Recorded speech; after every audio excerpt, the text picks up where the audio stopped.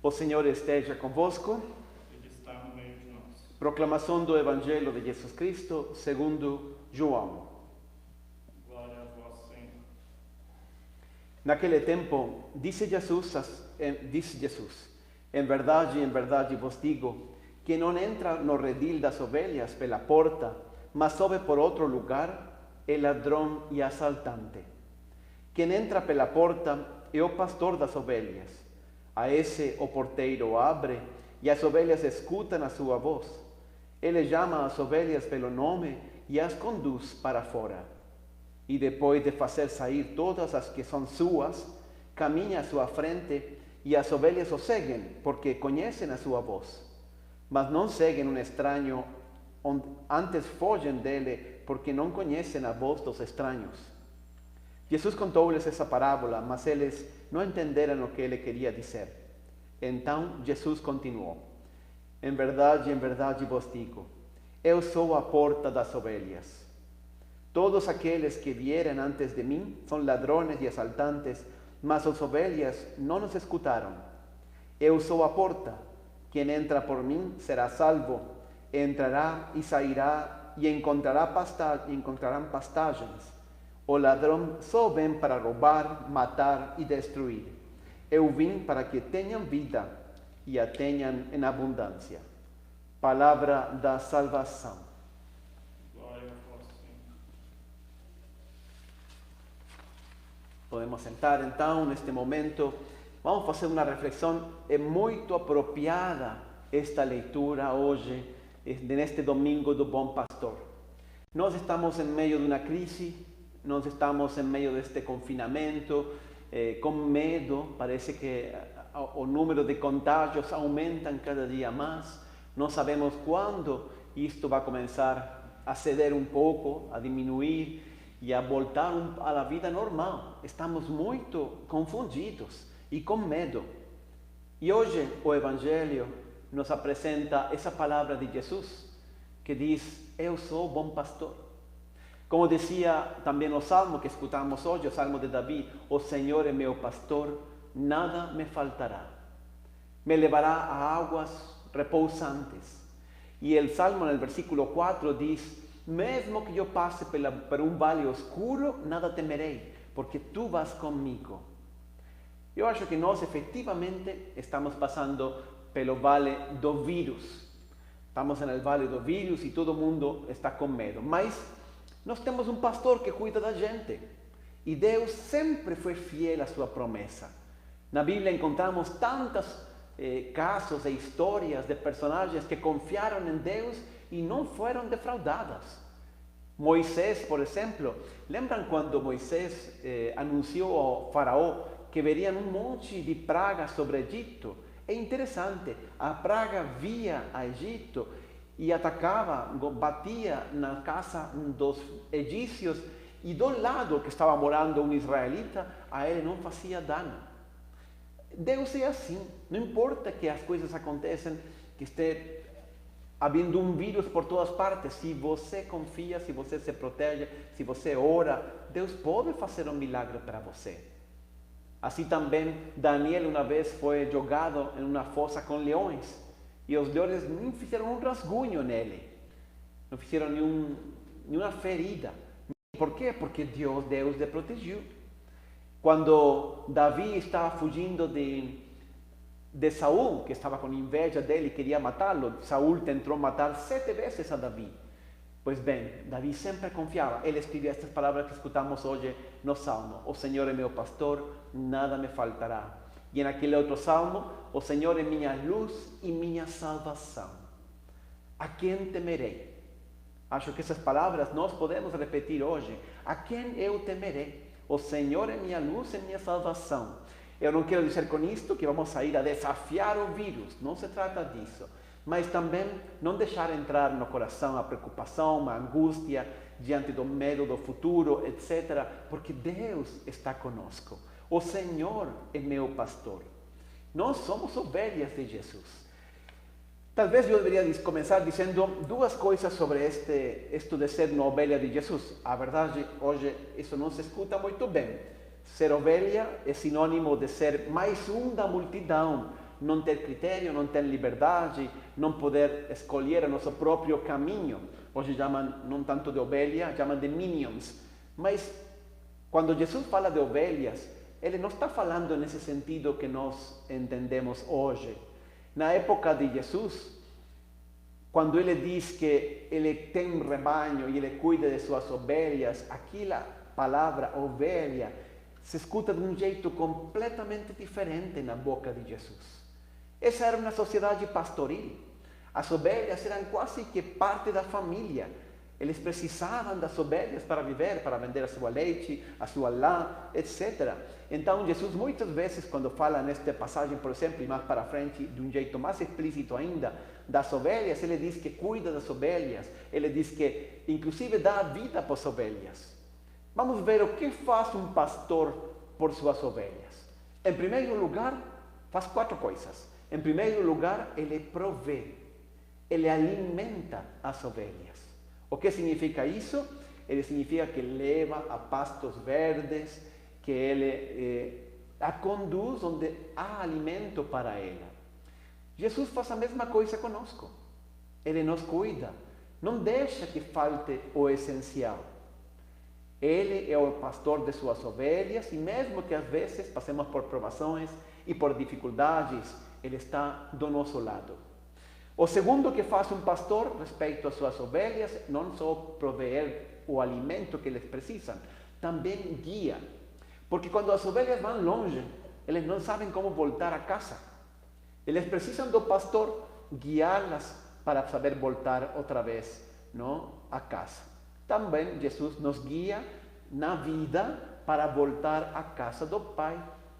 Ele sempre está perto de nós e Ele sempre nos guia para que nós saibamos como chegar ao reino dos céus. Ele foi diante de nós. Isso é muito bonito quando Jesus fala hoje que Ele tira as ovelhas do redil e vai diante delas. Efetivamente, Jesus vai guiando suas ovelhas. E Ele, como digo, que é o bom pastor, sempre nos está guiando. Em terceiro lugar, Ele defende as ovelhas. Quando conta aquela parábola de que quando vem um bom pastor, quando vê vir o lobo, não, o mau pastor fuge, o bom pastor está disposto, inclusive, a dar a vida. Ele sai em defesa daquelas suas ovelhas. Não deixa que o pastor leve nenhuma. E se uma ovelha se perde, ele é capaz de deixar todas as outras lá no vale, porque estão seguras, e ir em busca lá na montanha, quem sabe onde, daquela única ovelha que perdeu. Porque para ela todas são importantes. Ele defende e ele também às vezes corrige. Efetivamente, às vezes, Jesus nos corrige, mas isso é bom. Aí no versículo 4, versículo 5 do Salmo, ele diz que mesmo que eu passe por um vale tenebroso, um vale escuro, eu nada temo porque tu vas comigo, diz Davi. E agrega esta frase: a tua vara e o teu cajado me dão segurança. O que significa isso? Muito simples. O cajado ele leva aqui na mão esquerda, não? Ele vai caminhando. E imagina a ovelha, está num vale escuro, não tem lua, não tem nada, é noite. E então ele não sabe o que fazer, está com medo, pode ter um lobo em qualquer lugar. Tudo bem, mas escuta o bater do cajado que vai caminhando o pastor. E quando ele escuta o cajado, a ovelha pensa: o pastor está comigo, eu estou tranquilo. Mas não apenas escuta o cajado, a tua vara e o teu cajado me dão tranquilidade. O cajado porque eu escuto o pastor caminhando junto de mim. A vara é uma outra vara que leva o pastor e que bate a ovelha quando ela sai do caminho. Está indo fora, pum, bate na bunda da ovelha e aí ela volta ao caminho. Às vezes Deus tem que fazer isso conosco também. Bate e dói um pouquinho, mas essa correção é para nosso bem.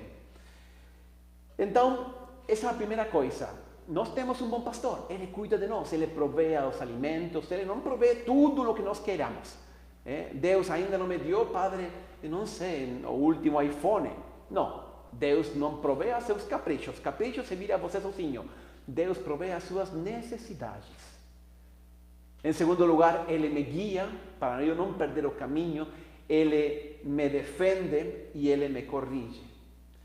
Mas a segunda coisa que eu tenho que falar sobre o pastor é que, na verdade, o pastor, não todo mundo, ele não tem todas as ovelhas, ele tem umas ovelhas. Se você lê esse texto que escutamos hoje, Jesus é muito explícito de que ele tem um rebanho, ele tem umas ovelhas que pertencem a seu rebanho. E essas ovelhas escutam sua voz, le siguen, etc. Ele diz, quando saem do redil, e quando ele já tirou todas as ovelhas que são suas, ou seja, não todas as ovelhas são ovelhas de Jesus. Aqui vem a parte mais importante. Nós precisamos ser ovelhas de Jesus, porque Jesus não nos obriga a ser sua ovelha. Somos nós que temos que tomar essa decisão. E o que fazem as ovelhas que conhecem Jesus e que são do rebanho de Jesus? Elas fazem três coisas. A primeira, Jesus diz que as suas ovelhas escutam a sua voz. Esta é a primeira coisa. Nós precisamos, se queremos ser ovelha de Jesus, não basta, eu sou batizado. Não. Isso precisamos também, mas não basta estar batizado. Nós temos que ser ovelhas de Jesus, ante tudo porque nós escutamos a voz do pastor. Como escutar a voz do pastor? Pois bem, aí nós precisamos de silêncio, de oração, de ler a palavra de Deus.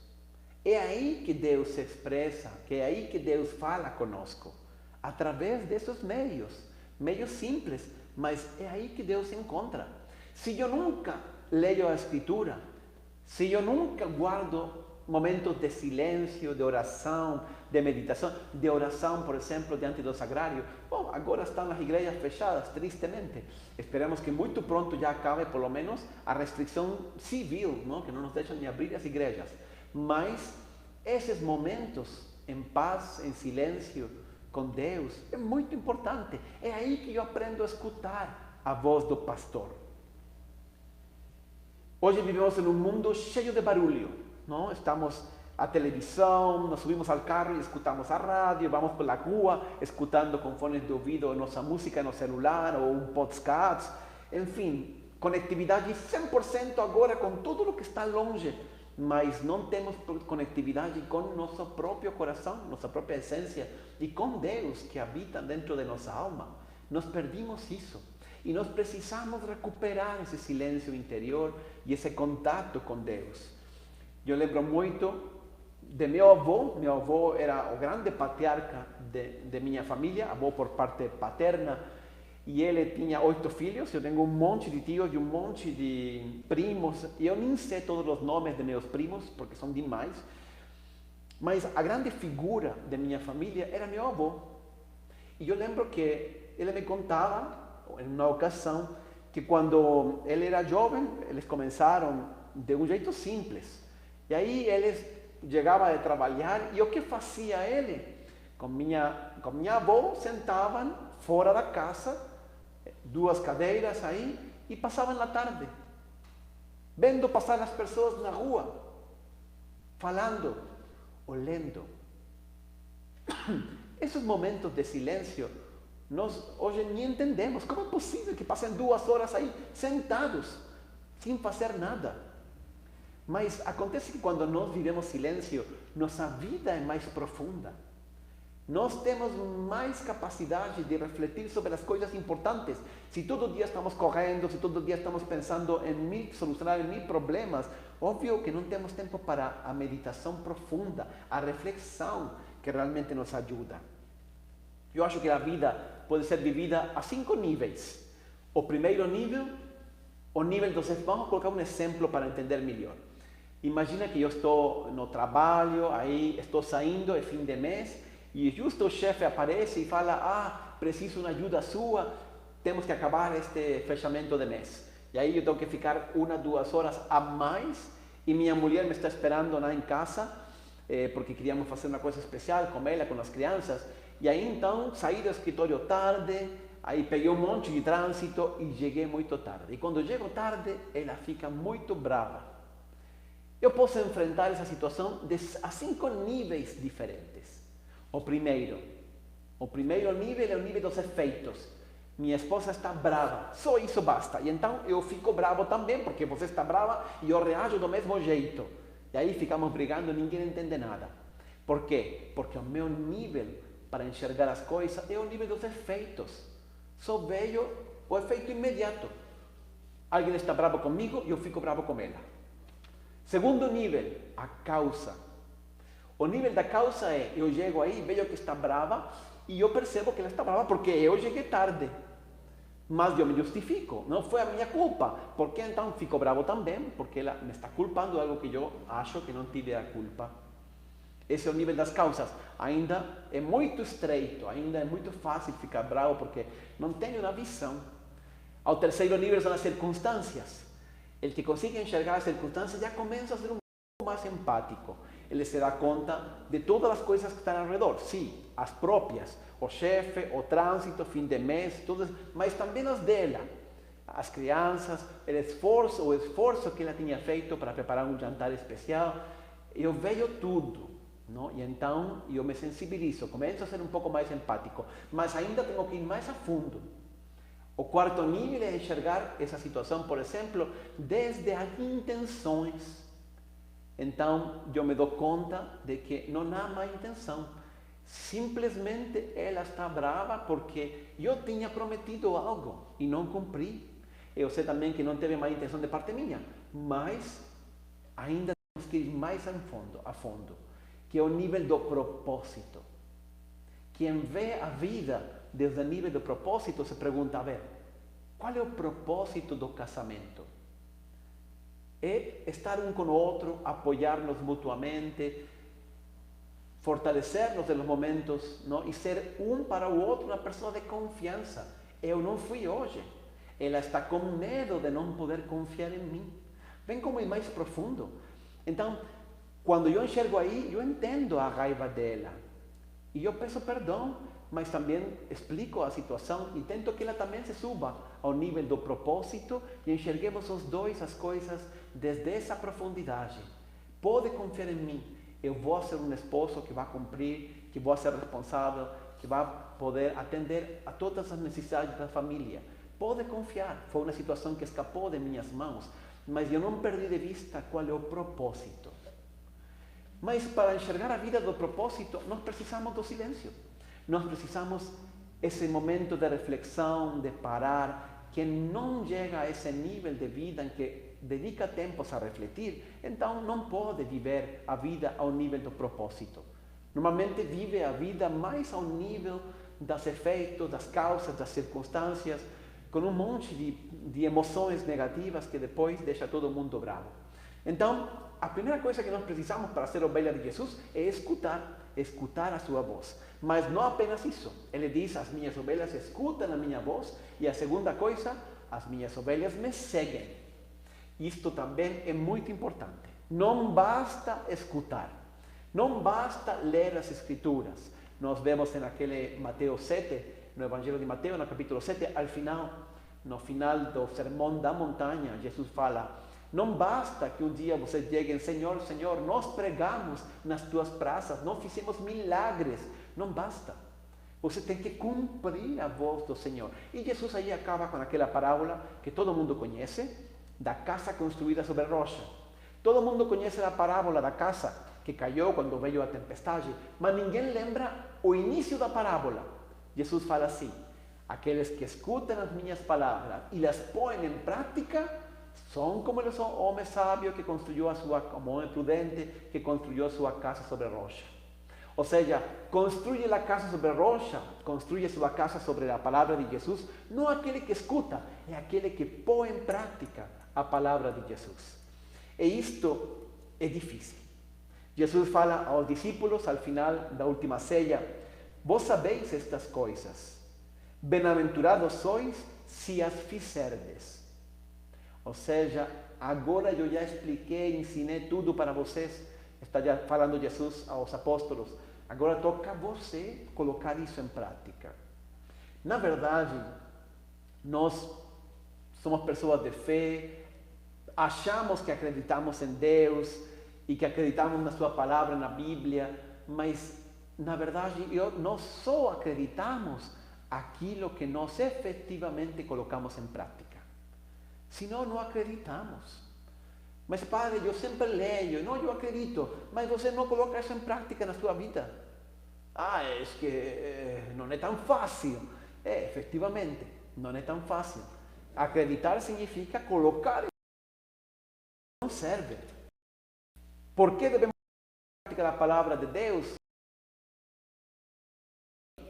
Os caminhos do Senhor são perfeitos. Olha essa palavra de Samuel. O caminho do Senhor é verdadeira. Colocar em prática significa dificuldade. Nós não lembramos bem a palavra de Deus, achamos que esse Deus serve muito bem para os momentos em que eu vou à igreja, fico de joelhos e rezo. Aí Deus me ajuda porque Padre, sinto uma coisa no coração. Muito bem, mas não basta isso. Uma fé que não ajuda a viver a vida prática e a enfrentar os problemas concretos de cada dia é uma fé que não serve. É uma fé ainda que não é prática. Nós precisamos, nesses momentos, precisamente, confiar em Deus e acreditar nele. Quando nós temos uma dificuldade econômica, não sabemos se nossa empresa vai sobreviver. Quando nós temos um problema de saúde, não? Me pegou o coronavírus, agora o que vou fazer? Quando nós temos um problema de relacionamento na família, com minha esposa, com meus filhos, com algum amigo, com um colega, com o chefe, é aí que nós temos que aprender a confiar em Deus. É aí que às vezes nós confiamos e cremos em Deus, mas não confio na sua sabedoria. É que eu faço a coisa que Deus me está pedindo, se eu atuo correto, Padre, aqui eu preciso dar um jeito, porque senão esta empresa não vai sobreviver. Não, é aí que você tem que confiar. É aí que você tem que acreditar na sabedoria de Deus, é aí que você tem que acreditar no timing de Deus. Não sempre é fácil, mas aí se vê a verdadeira fé. Então, ovelha não é apenas aquele que escuta, é aquele que de fato segue a Jesus na sua vida prática. Jesus vai na frente. Isso é muito bonito no texto que escutamos. Ele vai diante de suas ovelhas e elas lhe seguem. Porque Jesus já passou por tudo o que nós passamos. Ele experimentou o sofrimento, ele experimentou a fome, a sede, ele experimentou pressão, estresse, ansiedade, concupiscência, ira, tudo. Tudo o que nós passamos, Jesus já experimentou. Jesus não apenas se comparou com o pastor, ele disse, eu sou o caminho, a verdade e a vida.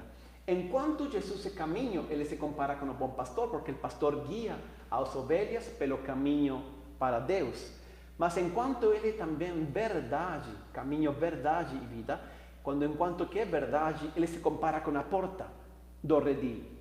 Porque efetivamente, só através da verdade, do verdadeiro Deus e do verdadeiro caminho, nós podemos alcançar a Deus. Então, ele diz assim, aqueles que não são pastores verdadeiros do rebanho, eles só vêm para roubar, matar e destruir. Roubar o quê?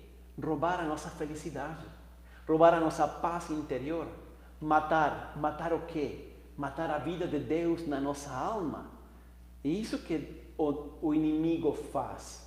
Através da desconfiança, ele mata a graça de Deus no coração. E destruir quê? Destruir a vida. Sobretudo a vida plena e eterna que Deus nos tem reservado lá no reino dos céus. Agora, algumas pessoas me dizem, Padre, mas eu gostaria muito um dia aposentar-me, fundar uma ONG, ou agora fazer voluntariado. Eu pensando neste tema do bom pastor, pensava, sabe que não precisamos fazer voluntariado para também nós ser bons pastores. Se você que me está escutando hoje dirige uma empresa, uma equipe de pessoas, qualquer coisa, quando nós lideramos uma equipe, nós somos pastores.